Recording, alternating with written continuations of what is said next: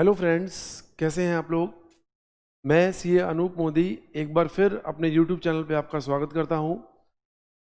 आज हम एक बहुत ही इम्पॉर्टेंट विषय के बारे में बात करने जा रहे हैं, उन स्टूडेंट के बारे में जिन्होंने मई में एग्ज़ाम, जिनका मई एग्ज़ाम है और जो 29 जुलाई को एग्ज़ाम होने वाले हैं। वो स्टूडेंट बहुत कंफ्यूज हैं, सर हम ऑप्ट आउट स्कीम लें या ना लें। तो एक स्टूडेंट्स के लिए बहुत इंपॉर्टेंट एक मैटर है।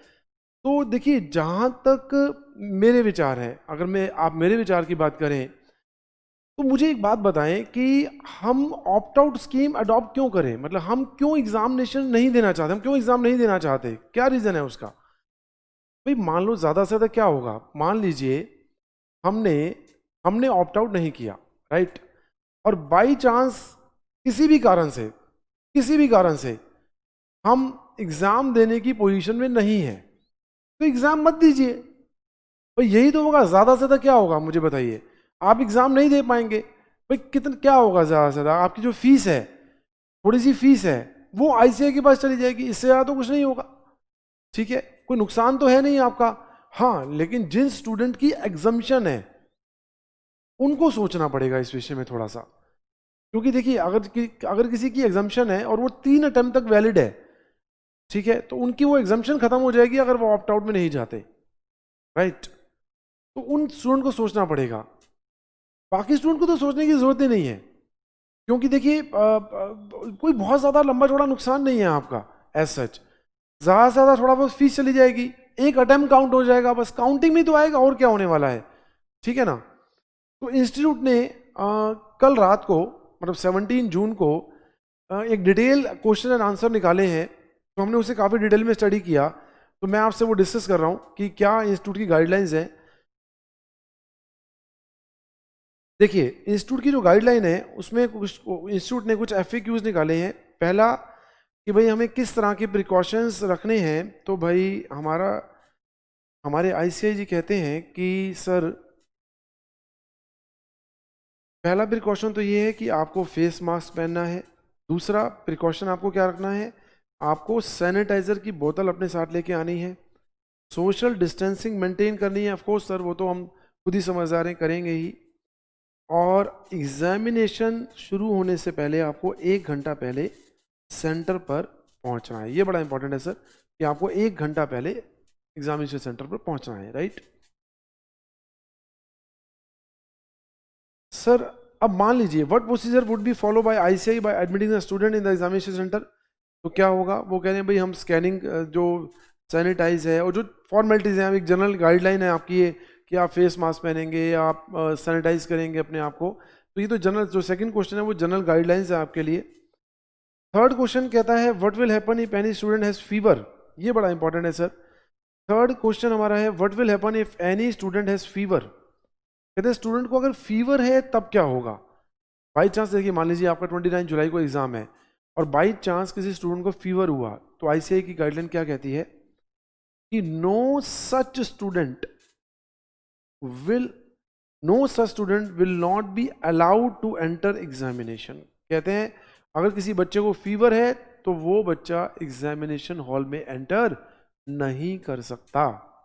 लेकिन लेकिन हाउएवर, इसका एक प्रोवाइजो डाल दिया आईसीआई ने। कहता है लेकिन अगर स्टूडेंट के पास एक वैलिड मेडिकल सर्टिफिकेट है जिससे ये प्रूव होता है कि उसको कोविड-19 जैसी कोई चीज नहीं है, तो उस केस में आप एग्जाम दे सकते हैं। अब थोड़ी सी एक यहाँ पर दिक्कत है, मैं आईसीआई से रिक्वेस्ट करूंगा कि इस बात को क्लैरिफाई किया जाए कि सर मान लीजिए किसी बच्चे का एग्जाम 29 जुलाई को है, 28 जुलाई को उसको फीवर हो गया सर, ठीक है, और उसने मान लीजिए कोरोना टेस्ट भी करवा लिया अपना, राइट। अब उसके बाद क्या होगा, उसकी रिपोर्ट तो एक दिन में आएगी नहीं। मान लीजिए 2 दिन बाद रिपोर्ट आई, 30 को रिपोर्ट आई, 30 जुलाई को रिपोर्ट आई, और वो बच्चा कोरोना नेगेटिव पाया गया। लेकिन आपने 29 जुलाई को ड्यू टू फीवर आपने उसे एग्जामिनेशन सेंटर में एंट्री नहीं दी। तो इस बारे में अभी इंस्टीट्यूट की कोई गाइडलाइन नहीं है। तो मेरी रिक्वेस्ट है कि आईसीआई इस बारे में कोई गाइडलाइन जरूर जारी करे। What will happen if any student forgot to bring face mask. कहते हैं ठीक है, अगर आप अपना फेस मास्क भूल गए हैं तो ठीक है, हम आपको प्रोवाइड करवा देंगे। Will the examination centre for sanitise, कहते हैं ठीक है हम एग्जामिनेशन सेंटर को सैनिटाइज करेंगे, ये तो एक जनरल है आपके लिए, कोई इसमें कुछ खास नहीं है। Will examination function will take necessary precaution for Covid, कहते हैं जो एग्जामिनेशन फंक्शन ही है वो प्रिकॉशन रखेगी, ठीक है सर ये जनरल पॉइंट है। पॉइंट नंबर 7 एक इंपॉर्टेंट है आपके लिए, ये उन स्टूडेंट के लिए इंपॉर्टेंट है जो आईपीसीसी ओल्ड ग्रुप के हैं, आईपीसीसी ओल्ड कोर्स के हैं। तो इंस्टीट्यूट का कहना है कि मान लीजिए एक आईपीसीसी ओल्ड कोर्स का बच्चा है, अगर वो जुलाई में अपने एग्जाम दे दे, मान लीजिए उसने ऑप्ट आउट स्कीम से वो बाहर नहीं गया, अपने जुलाई में मान लीजिए वो एग्जाम दे देता है, तो क्या वो नवंबर में भी अपीयर हो सकता है? क्योंकि देखिए जो आपका मई अटेम्प्ट था वो लास्ट अटेम्प्ट था आईपीसीसी स्टूडेंट के लिए, ठीक है ना। अब मान लीजिए वो लास्ट अटेम्प्ट था और वो उसने ऑप्ट आउट स्कीम में वो नहीं गया, और जुलाई में उसने एग्जाम अगर मान लीजिए दे दिए और वो क्वालिफाई नहीं हो पाया, तो उस केस में क्या वो नवंबर में दोबारा एग्जाम दे पाएगा? तो इंस्टीट्यूट ने यहाँ पर स्टूडेंट का ध्यान रखा है, आईपीसी के स्टूडेंट का, तो उन्होंने बिल्कुल क्लियर कहा है is extension of IPC old course up to November 2020 examination only for the student who opt out और फॉर ऑल, और जिन्होंने सिर्फ ऑप्ट आउट स्कीम फॉलो की है, मतलब जिन्होंने एग्जाम को एग्जाम से ऑप्ट आउट कर लिया, जो एग्जामिनेशन से बाहर आ गए, जो एग्जाम नहीं देना चाहते जुलाई में, सिर्फ उन्हीं के लिए नवंबर का एक्सटेंशन है, सभी के लिए? तो इंस्टीट्यूट ने कहा ये एक्सटेंशन सभी के लिए है। मतलब इसका मतलब ये हुआ कि अगर आप एग्जाम देते हैं तो भी आप नवंबर में एग्जाम दे सकते हैं, और अगर नहीं देते जुलाई में एग्जाम तो भी आप नवंबर में एग्जाम दे सकते हैं। Will November 2020 be the last attempt for final old course student, कहते हैं नवंबर 20 का लास्ट अटेम्प्ट है। इंस्टीट्यूट ये बात पहले ही क्लियर कर चुका है कि आपका जो लास्ट अटेम्प्ट है वो मई 20 है, मई 21 है, तो अब ऑटोमेटिकली आपके एग्जाम मई 21 में तक आप दे सकते हैं, right. Whether next examination will be held in November 2020 और दिसंबर 2020, ये बड़ा इंपॉर्टेंट है सर। इंस्टीट्यूट का कहना है कि अगर जो वर्ड यूज किया उन्होंने, on successful conclusion of May 20 examination, मतलब अगर मई 20 के एग्जाम सक्सेसफुली जुलाई में हो जाते हैं, कंडीशन लगा दी इंस्टीट्यूट ने, कहते हैं अगर मई के एग्जाम सक्सेसफुली 29 जुलाई को हो जाते हैं, तो साहब उस केस में तो आपके जो एग्जाम है वो नवंबर की बजाय कब होंगे, वो फर्स्ट वीक ऑफ दिसंबर होंगे। लेकिन इंस्टीट्यूट ने ये क्लियर नहीं किया कि बाई चांस किसी कारणवश जुलाई 29 में एग्जाम नहीं हो पाते, क्योंकि इंस्टीट्यूट ने अपनी पहली वाली जो 15 जून को नोटिफिकेशन निकाली थी उसमें क्लियर लिखा था कि हम गवर्नमेंट की गाइडलाइंस को देखेंगे और तब हम डिसाइड करेंगे, हम जुलाई फर्स्ट वीक में गवर्नमेंट की गाइडलाइन देखेंगे और हम डिसाइड करेंगे कि जुलाई 29 में एग्जाम होंगे भी या नहीं होंगे, ठीक है। तो इंस्टीट्यूट कहता है अगर वो एग्जाम हुए तो नवंबर वाले एग्जाम दिसंबर में होंगे, लेकिन अगर वो नहीं हुए तो इस बारे में फिलहाल इंस्टीट्यूट साइलेंट है, right.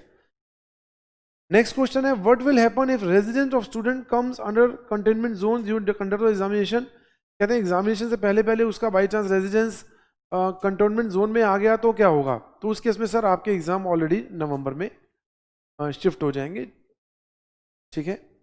What will happen if any examination center come under containment zone either before beginning of the examination or between the examination dates, कहते हैं मान लीजिए अगर कोई आपका सेंटर है, जो आईसीआई का सेंटर है, जो सेंटर हमने बनाए हैं, अगर वो बाई चांस कंटेनमेंट जोन में आ गया तो क्या होगा? तो इंस्टीट्यूट का क्या कहना है, ICI will take all necessary step to shift all the student to nearby examination centre. अब यहां मुझे लगता है थोड़ा सा आईसीआई को क्लियर करना चाहिए कि कितने दिन पहले ऐसा करेंगे, लेकिन ये शायद आईसीआई के लिए पॉसिबल नहीं होगा, क्योंकि बाई चांस अगर एक दिन पहले ही कोई गवर्नमेंट की नोटिफिकेशन आ गई कि जो ये एक पर्टिकुलर सेंटर है वो कंटेनमेंट जोन बन गया, तो थोड़ा सा मुझे लगता है यहाँ पर इंस्टीट्यूट को देखना पड़ेगा कि किस तरह से इसको प्रैक्टिकली वो करेंगे। तो इंस्टीट्यूट का कहना है कि हम पूरे नेसेसरी स्टेप लेंगे कि स्टूडेंट को नियर बाय सेंटर में शिफ्ट कर सकें, और अगर ऐसा पॉसिबल नहीं हुआ तो उन सभी स्टूडेंट के एग्जाम नवंबर 20 में होंगे। What will happen if a particular city, कहते हैं अगर पूरी सिटी ही एग्जाम नहीं दे पाई तो क्या होगा? तो कहते हैं सर उस केस में सभी स्टूडेंट के एग्जाम नवंबर 20 में होंगे। 13 क्वेश्चन जो हमारा इंस्टीट्यूट ने कहा कि मान लीजिए एक बच्चे ने 3 पेपर दे दिए, अब उसका 4th पेपर बचा हुआ है, ठीक है, और बाई चांस किसी कारण से किसी मेडिकल कंडीशन के चक्कर में वो पेपर नहीं दे पाया, तो उस केस में क्या होगा? तो इंस्टीट्यूट का क्या कहना है कि उसका जो रेजिडेंस है वो कंटेनमेंट जोन में आ गया इन बिटवीन, मतलब 4th पेपर देने से पहले पहले, तो उस केस में इंस्टीट्यूट ने क्या गाइडलाइन दी? इंस्टीट्यूट कहता है कि आपके एग्जाम नवंबर में शिफ्ट हो जाएंगे, लेकिन जो आपने 3 पेपर दिए थे वो काउंट नहीं होंगे। फिर उस केस में आपको चारों के चारों एग्जाम नवंबर में दोबारा देने होंगे। मतलब ऐसा नहीं होगा कि आप 3 एग्जाम दे चुके हो तो उसके नंबर काउंट हो जाए और जो एक एग्जाम है वो नवंबर में आपसे ले ले और वो उसके मार्क्स काउंट हो जाए, तो ऐसा नहीं होगा। लेकिन हाँ, क्वेश्चन नंबर 14 में इंस्टीट्यूट ने ये जरूर क्लियर कर दिया कि किसी बच्चे ने अगर बोथ ग्रुप के फॉर्म भरे हुए हैं, उसका फर्स्ट ग्रुप के एग्जाम उसने दे दिए, उसके चारों पेपर हो चुके हैं, लेकिन 5वें या 6ठे या 7वें पेपर में सेकंड ग्रुप में अगर कुछ ऐसा होता है कि उसका रेजिडेंस या कोई भी इशू आता है इस तरीके का, तो उसका फर्स्ट ग्रुप जो है वो पूरा काउंट माना जाएगा, उसको फर्स्ट ग्रुप के एग्जाम दोबारा देने की जरूरत नहीं पड़ेगी, right. What will happen if a student is found COVID-19 positive either before or during the examination or who is not good health to appear in this examination? तो उसके exam नवंबर में शिफ्ट हो जाएंगे सर, ठीक है। कहते हैं अगर मान लीजिए किसी स्टूडेंट ने अभी फिलहाल ऑप्ट आउट फॉर्म नहीं भरा, मतलब अभी डिक्लेरेशन नहीं दी, तो क्या वो बाद में ऐसा कर सकता है? वो बाद में ऐसा कर सकता है, लेकिन वो सिर्फ तभी कर पाएगा अगर उसको कोई हेल्थ इशू है और वो ड्यू टू कोविड है, राइट, ड्यू टू कोविड या अदर हेल्थ इशू है कोई उसे और उसके पास वैलिड मेडिकल सर्टिफिकेट है, तो ऐसा कर सकता है। If any student choose opt out now can later to give the examination, no, it will not be permitted. तो मैंने इसलिए आपको वीडियो स्टार्टिंग में मैंने ये कहा था कि आपको ऑप्ट आउट स्कीम नहीं लेनी चाहिए, आपको नहीं लेनी चाहिए, क्योंकि अगर बाई चांस बीच में लगता भी है कि ऑप्ट आउट करना है तो इंस्टीट्यूट ने क्या है कि आप ऑप्ट आउट कर सकते हैं बीच में भी, लेकिन ड्यू टू वैलिड रीजन। तो अगर कोई वैलिड रीजन है ही नहीं तो फिर हम एग्जाम देने से क्यों डरें? तो जब कोई ऐसा रीजन ही नहीं है, हमारे साथ कोई मेडिकल इशू नहीं है या हमारा कोई रेजिडेंस कंटेनमेंट जोन में नहीं आया, तो हम एग्जाम देने से क्यों डरें? फिर तो इशू है ही नहीं। तो मुझे लगता है इस स्कीम को आपको नहीं लेना चाहिए, ऑप्ट आउट स्कीम को। if any student choose opt out now and later institute postpone the examination, then what will happen? अब इंस्टीट्यूट ने अपने आप को यहाँ सेव किया। कहते हैं अगर आपको किसी स्टूडेंट ने ये बोल दिया कि हम एग्जाम नहीं देना चाहते और इंस्टीट्यूट एग्जाम पोस्टपोन कर देता है, तो आपके एग्जाम ऑलरेडी आपके ऑटोमेटिकली नवंबर में शिफ्ट हो जाएंगे। Can a student change his examination city after correction window? तो देखिए, जो इंस्टीट्यूट ने पहले नोटिफिकेशन निकाली थी उसमें क्लियर कहा था कि हम 17 से लेकर 20 जून तक एक विंडो खोलेंगे जिसमें आप अपना एग्जामिनेशन सेंटर चेंज कर सकते हैं। अगर आपने वो नहीं किया तो बाद में ये फैसिलिटी आपको नहीं दी जाएगी। Is there any other document or letter which has to be uploaded when I choose opt out? तो ठीक है, वो एक प्रोसीजरल पार्ट है कि एक फॉर्मेट आपको देना है। और सिमिलर 21 क्वेश्चन है कि अगर अब by chance print out facility नहीं है तो आपको एक हैंड रिटन अपना एक लेटर बनाना है, उसी की फोटो खींच के आपको भेज देनी है। 22 कहता है कि क्या आपको वाटर बॉटल लेके आनी है अपने साथ? तो कहते हैं हाँ, वाटर तो हम प्रोवाइड करेंगे सेंटर पर, सेंटर वाटर प्रोवाइड करेगा, लेकिन स्टूडेंट को एडवाइस किया गया है कि अपनी वाटर बॉटल वो साथ लेकर आए। तो ये कुछ गाइडलाइंस इंस्टीट्यूट ने निकाली है। मुझे लगता है इसमें थोड़ी सी क्लैरिटी कमी है और हम एक्सपेक्ट करेंगे कि जल्दी ही ICI वो सारी गाइडलाइन आपको दे देगा। आई होप कि आप सभी बच्चे अच्छे से तैयारी कर रहे होंगे और अगर आप मेरी एडवाइस मानेंगे तो मुझे लगता है कि आपको 29 जुलाई को एग्जाम देने चाहिए, आपको ऑप्ट आउट स्कीम में नहीं जाना चाहिए।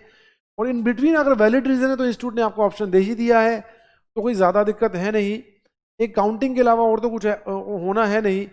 हाँ, लेकिन जिन बच्चों की एग्जाम्पशन है उनको थोड़ा सा एक बार विचार करना पड़ेगा, क्योंकि अगर उन्होंने ऑप्ट आउट स्कीम से वो उसको नहीं लिया ऑप्ट आउट स्कीम को, तो उस केस में जो उनकी एग्जाम्पशन है वो मारी जाएगी सर, ठीक है। तो बच्चों अपना ध्यान रखें, अपने जो एग्ज़ाम की तैयारी है वो अच्छे से करें और अपने हेल्थ का भी ध्यान रखें। ओके बच्चों, टाटा बाय बाय, मिलते रहेंगे, थैंक यू।